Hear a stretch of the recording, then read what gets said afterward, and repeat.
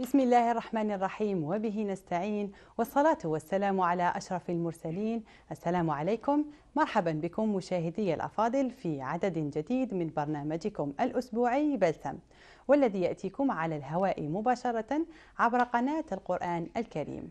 موضوع عدد اليوم هو ثقافة الوقاية من الأمراض عند الجزائريين. سنتناول هذا الموضوع رفقة ضيوفي الكرام الذين أسعد باستضافتهم. أرحب بالدكتورة بسماحة فاطمة، نائبة مدير الأوساط الخاصة بوزارة الصحة. أهلا وسهلا بك. أهلا وسهلا، وشكرا على هذه الاستضافة الكريمة، خاصة وأنكم تواكبوا هذا الأسبوع الوقاية، وهذا شيء رائع جدا نشكركم عليه. شكرا على هذه الاستضافة. العفو. وأيضا أسعد باستضافة زكريا غبريني، أستاذ ومحاضر في العلوم الإسلامية. أهلا وسهلا سيدتي، شكرا على الضيافة وتحية طيبة للمشاهدين الكرام وللضيفين العزيزين بالبرنامج. أهلا وسهلا بك. شكرا. وكالعادة أسعد باستضافة أيضا الدكتورة زهرة كبير، دائما ترافقني في تقديم هذا البرنامج. أهلا وسهلا بك دكتورة. أهلا وسهلا بك أختي نورية، وأنا أسعد وسعيدة دائما لملاقاة مشاهدي حصة بلسم.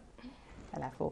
إذا كنا اخترنا هذا الموضوع مع بعض كون أنه له أهمية كبيرة سواء للمرضى وللأصحاء أيضا. فعدد اليوم ليس مخصص فقط للمرضى ومعالجة الأمراض، بل هو عدد ربما مختلف نوعا ما نوجهه للمواطنين والأصحاء الذين يريدون الحفاظ على صحتهم وأن يكون لهم مستقبل صحي أفضل.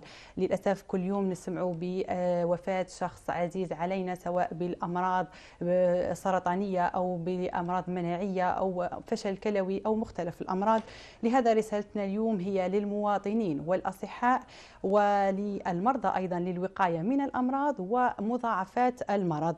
لهذا نتمنى من المشاهدين أن يتبعوا هذه الحصة ويتبعوا وياخذوا بنصائح الضيوف الكرام اللي راح نقدمهم لكم خلال هذه الحصة. وأيضا كون أنه للصحة هذه النعمة التي لا يضاهيها شيء في الحياة، وهي أهم شيء لنا في الحياة.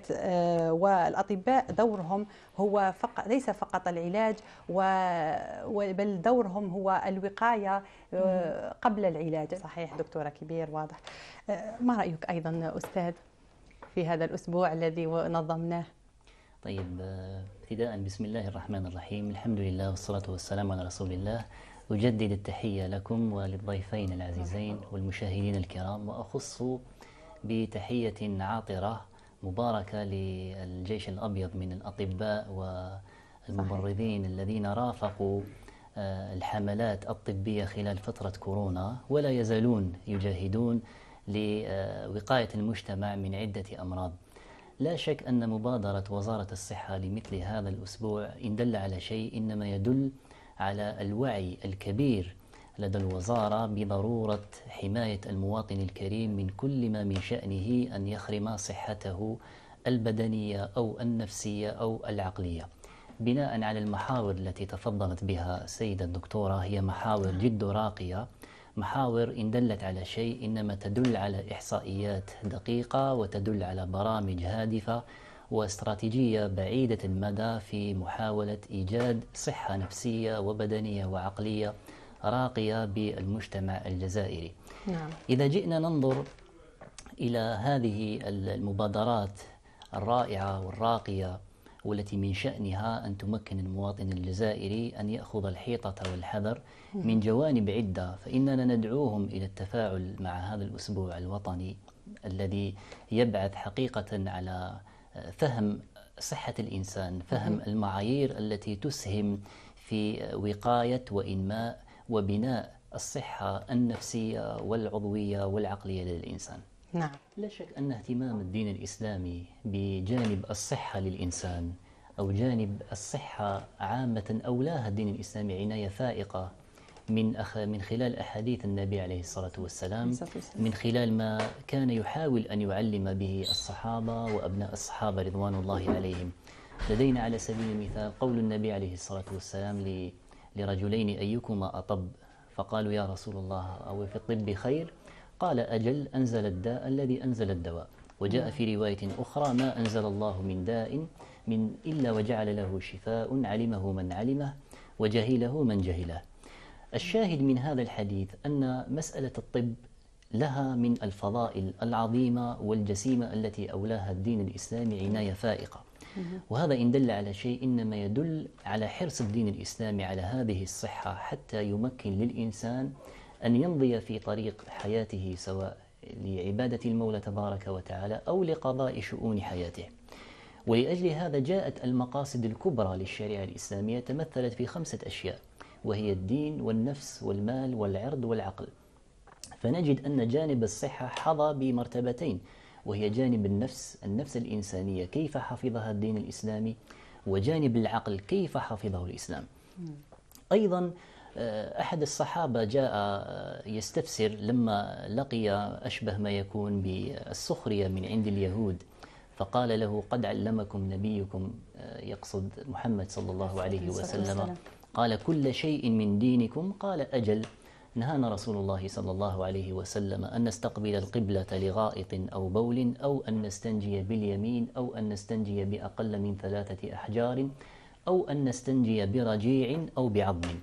أيضا الشاهد من الحديث إن دل على شيء إنما يدل على شمولية الدين الإسلامي في التعامل مع صحة الإنسان حتى في جانب الطهارة قبل الوقاية. ننظر الآن، نمضي إلى كيف نظر الإسلام إلى هذه الجزئيات الدقيقة في صحة الإنسان وما يلزم حيالها. نظر إليها من 3 جزئيات. الجزئية الأولى هي الجانب الوقائي مثل ما تفضلت الدكتورة الفاضلة.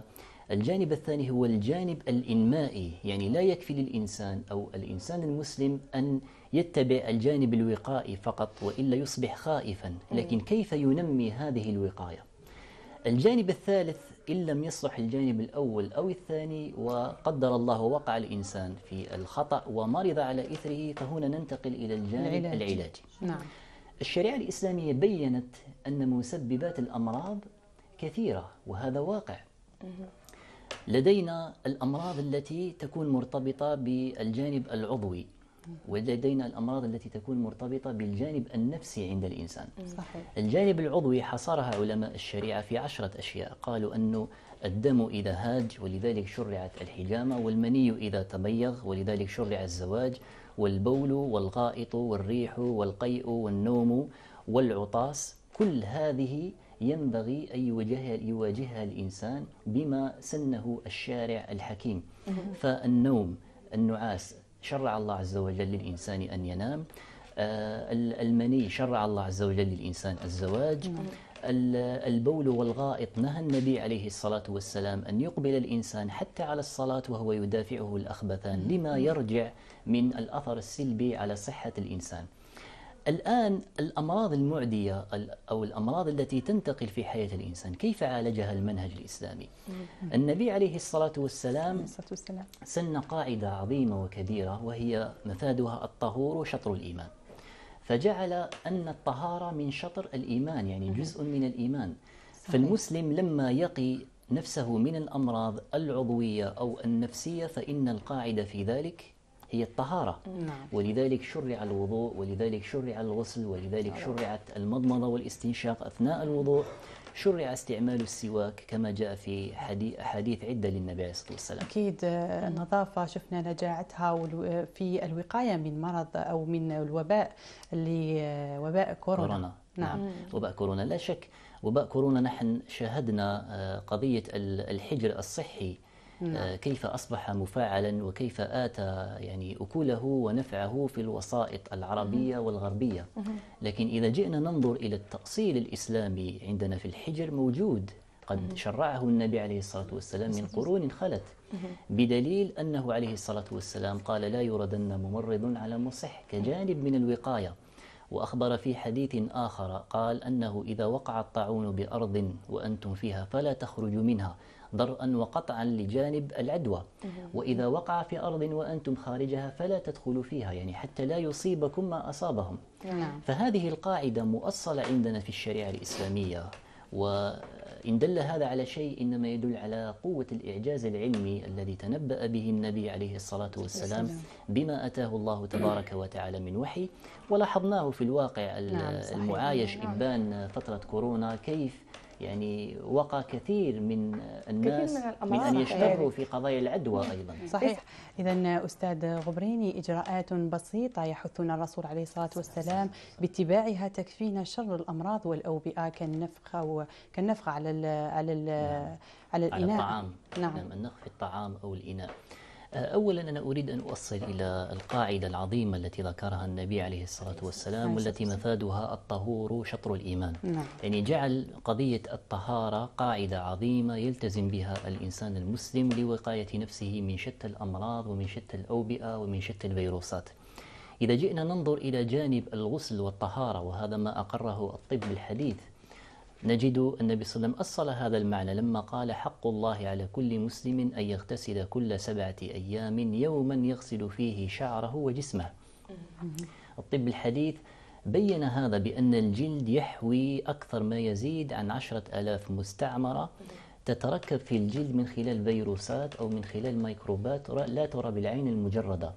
الدين الإسلامي لما شرع الغسل وشرع الطهارة في الوضوء فقط، نجد أن المناطق المكشوفة التي ينبغي على الإنسان أن يمرر الماء عليها أكثر عرضة لهذه الفيروسات. نجد الغسل من الجنابة أيضا الحكمة منه، نجد المضمضة والاستنشاق، قول النبي عليه الصلاة والسلام: بالغ في الاستنشاق ما لم تكن صائمة. وهذا إن دل على شيء دل عليه الطب الحديث أيضا، كيف يخرج الإنسان شتى الفيروسات والميكروبات التي تتقوقع في الجيوب الأنفية. نجد أيضا قول النبي عليه الصلاة والسلام: لولا أن أشق على أمتي لأمرتهم بالسواك عند كل وضوء. وقال: لا يزال جبريل يوصيني بالسواك، لما راجعه فقال: حتى خشيت أن يفرض على أمتي. فنجد أن هذه السنة المحمودة لما جاء الطب الحديث من خلال البحوثات، من خلال المقارنات الأكاديمية في كبريات الجامعات العالمية عندنا، لاحظنا بأنهم أقروا أن في السواك مادة تقاوم وتكافح سرطان الحلق. سبحان الله. أيضا النبي عليه الصلاة والسلام كيف علم الجانب الوقائي لدى المسلم من خلال الأكل، وجه أن الإنسان لا يأكل وهو نائم. وجه أيضا قول النبي عليه الصلاة والسلام: ثلث لطعامك وثلث لشرابك وثلث لنفسك. والمؤمن لا يأكل حتى يصاب بالتخمة، وإلا الأثر المشهور المعروف: نحن قوم لا نأكل حتى نجوع، وإذا أكلنا فلا نشبع. أنا فقط ربما تذكر من باب النكتة، يعني يقال: كيف نحن لا نأكل وإذا أكلنا فلا نشبع. ينبغي أن يفهم هذا القول أو هذا الحديث أو هذا الأثر إن صح بأنه لا يعني أن الإنسان إذا أكل لا يشبع فيترك المجال لنفسه مفتوحا على مصراعيه، وإنما الحكمة أن الدين الإسلامي علمنا أن الإنسان لا يأكل حتى يجوع، بمعنى لا يترك نفسه إلى ذاك الجوع المدقع. لأنه وإن كانت الدراسات الطبية الحديثة في قضية الصوم المنقطع، كيف يأكل الإنسان من جسمه من خلال الخلايا الميتة إلى غير ذلك، وهذا سنتحدث عليه بعد قليل في تشريع الصيام ونحن مقبلون على شهر رمضان. صحيح. لكن كيف حث النبي عليه الصلاة والسلام أن الإنسان لا يترك نفسه إلى ذاك الجوع المدقع، في نفس الوقت أنه إذا أكل لا يأكل إلى حد التخمة. وهذا من التربية الدينية في الجانب الغذائي وقاية للإنسان من شتى الأمراض والأوبئة التي قد تزامنه في حياته. ولها تفسير علمي كذلك. تفضلي دكتورة. نعم. تكملة لما قال الأستاذ: نحن قوم لا نأكل حتى نجوع وإذا أكلنا لا نشبع. لقد أثبتت دراسات علمية أن هناك هرمون يسمى بهرمون السعادة لا يفرز إلا عندما تكون المعدة خالية من الأكل. وهذا يعني هذا أن الإنسان، وهذا يعود على الصحة النفسية للإنسان. يعني حتى أن هناك أشياء يفرزها الأكل عندما يكون زيادة عن ما نحتاجه الإنسان، يؤدي بالصحة النفسية للإنسان أو هناك ضرر للصحة النفسية. تكملة لما قال الأستاذ، دائما في أن الوقاية أو أصل الوقاية هو الدين الإسلامي، وهذا شيء يعني لا نشك فيه، لأن ديننا يعني هو دين شامل كامل منهاج للحياة. أستاذ غبريني، مؤخرا شفنا عدد الوفيات بسبب تسرب غاز ثنائي أكسيد الكربون ارتفعت، وهذا كله لعدم اتباع المواطن للإجراءات الوقائية وتعرضه للتهلكة، يعني يعرض نفسه للتهلكة. نعم. أولا المنهج الإسلامي وازن بين متطلبات الحياة لدى الإنسان سواء المادية أو الروحية. وهذا إن دل على شيء يدل على الحفاظ على السلالة الإنسانية، وهذا مبدأ تشريع الخلق وإيجاد الخلق.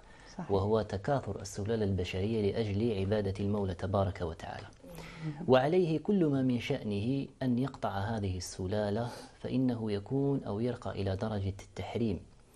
واتباع إرشادات الهيئات المخصصة في الوقاية من الغاز أو الوقاية من كل ما من شأنه أن يلحق الضرر بالنفس الإنسانية، فلا شك أنه يكون واجب وينبغي اتباعه والاسترشاد به.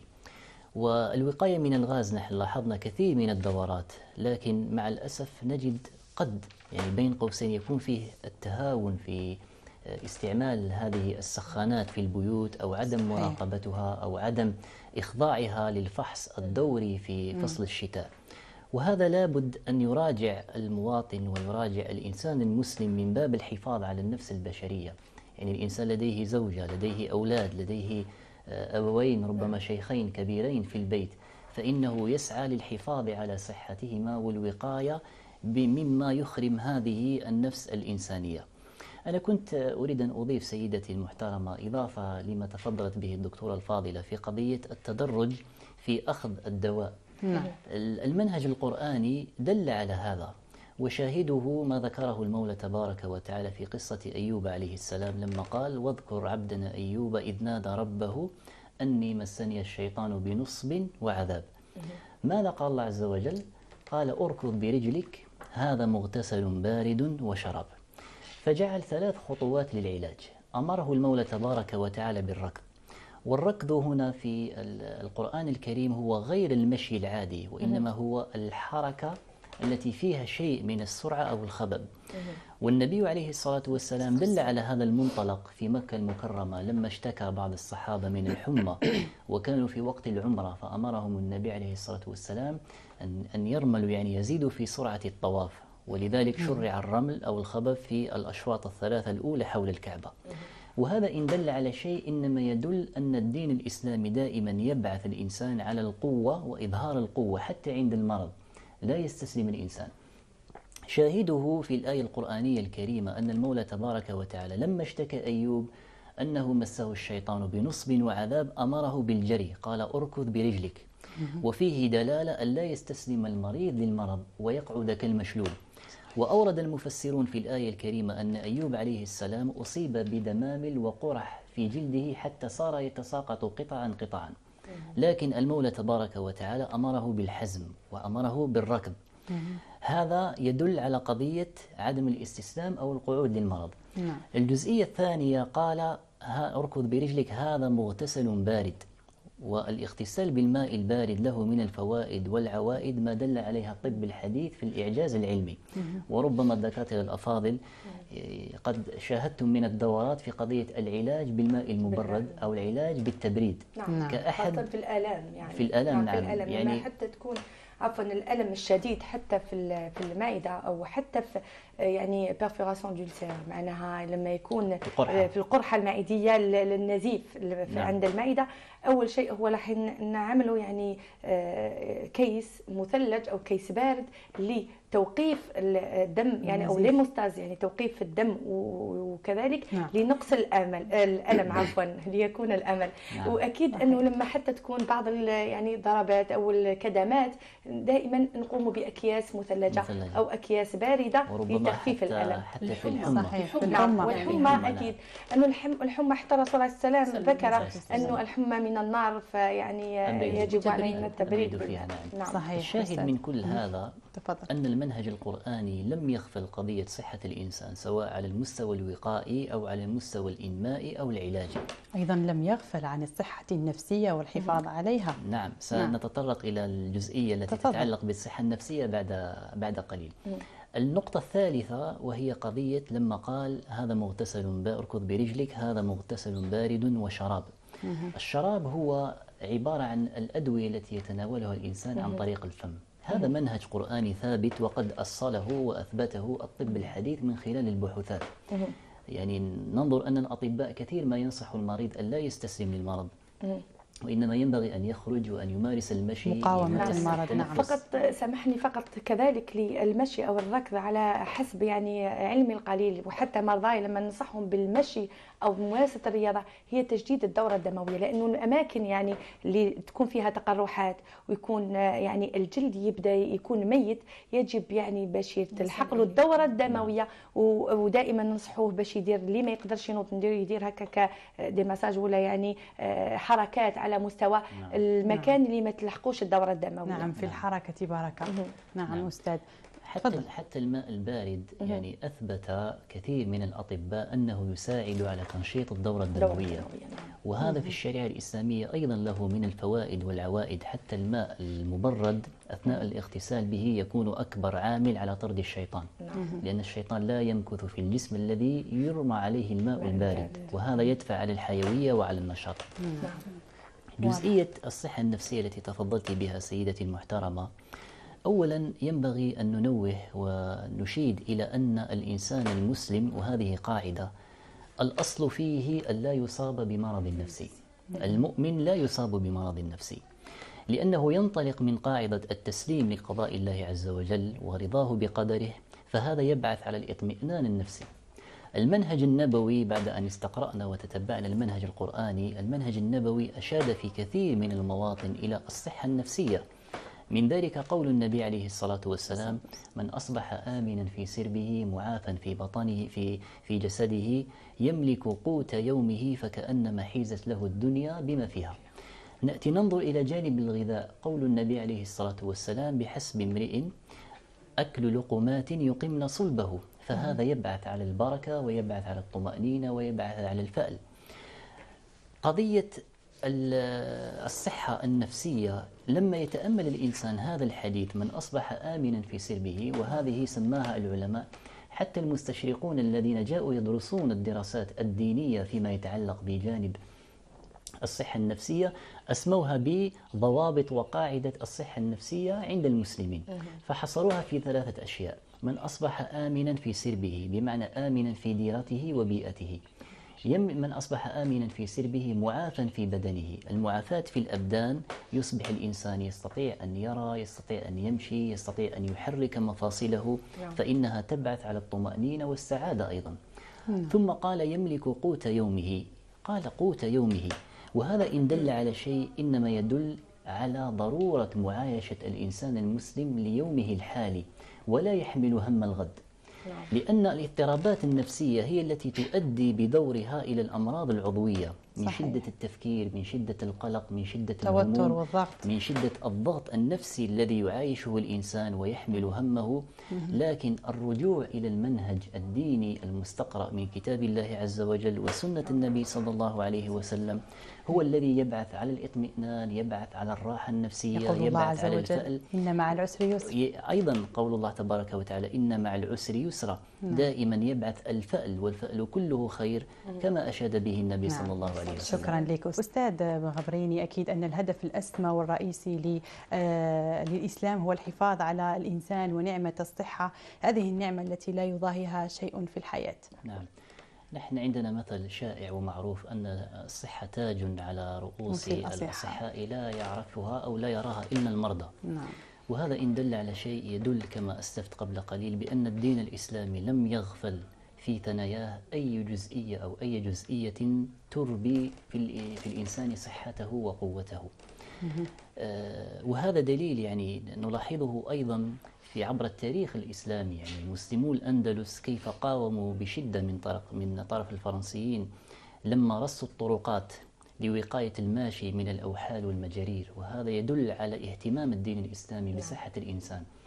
أيضا ننظر إلى الكاتبة الألمانية زيغريد هونكا لما كتبت في كتابها شمس الإسلام تشرق على الغرب، كيف نقلت انطباع الطرطوسي آنذاك وإعجابه الكبير بالمسلمين من خلال وضوئهم 5 مرات في اليوم لأداء صلواتهم، مقارنة مع المجتمع الأوروبي آنذاك الذي كان لا يغتسل في السنة إلا مرة، خوفا واعتقادا منهم بأن الماء يفسد على الإنسان جلده. أيضا هي ثقافة كانت شائعة عند البريطانيين قديما، من أن كثرة الماء أو مساس جلد الإنسان للماء يفسد عليه جلده، وأن غسل الثياب يؤدي إلى أن تكون ثيابا بالية. في الولايات المتحدة الأمريكية أول بيت جهز بمغطس كان 1851، وبني آنذاك في البيت الأبيض، ويعني أثار حينها ضجة في الوسط الاجتماعي ظنا منهم بأنها ثقافة مغايرة لواقعهم. نعم واضح. أيضا قصر فرساي الشهير على رحابته ووساعته في زمن الملك شمس لويس الرابع عشر كان خاليا من حمام، وهذا إن دل على شيء يدل أن الإسلام له السبق في قضية النظافة والطهارة والحفاظ عليها. وكإضافة لما تفضلت به الدكتورة الفاضلة في قضية التوعية الصحية لدى المجتمع الجزائري من خلال نزول الأطباء إلى المجتمع الميداني ومعاينتهم لأجل إخبار الناس، نجد أيضا أن المساجد من خلال اتفاقيات بين وزارة الشؤون الدينية والأوقاف ووزارة الصحة، المساجد أثناء الجمعة كثيرا ما تستدعي الأطباء ليقوموا بدروس توعوية للمصلين، وهذا إن دل على شيء يدل على التكامل بين الوزارات والقطاعات لأجل التوعية الصحية لدى المواطن الجزائري. يد واحدة للحفاظ على المواطن الجزائري والحياة البشرية. نعم دكتورة كبير، أكيد أن الوقاية خير من العلاج، والوقاية تقينا من الأمراض وأيضا من مضاعفات الأمراض التي لا يحمد عقباها كالبتر وإلى آخره. أكيد، وكذلك أنه تكون تقليل في يعني والوقت للعلاج لما تكون حتى يكون المرض والتكلفة، لأنه دائما نقول أنه تكلفة مريض بمضاعفات يعني حتى وإن كان عنده ملايير لا تساوي هذيك الصحة اللي تكون، خاصة كما قلتي بطر الأرجل اللي عندهم سكري. هنا يعني فقط لما يشوف أنه عضو حساس راح يروح.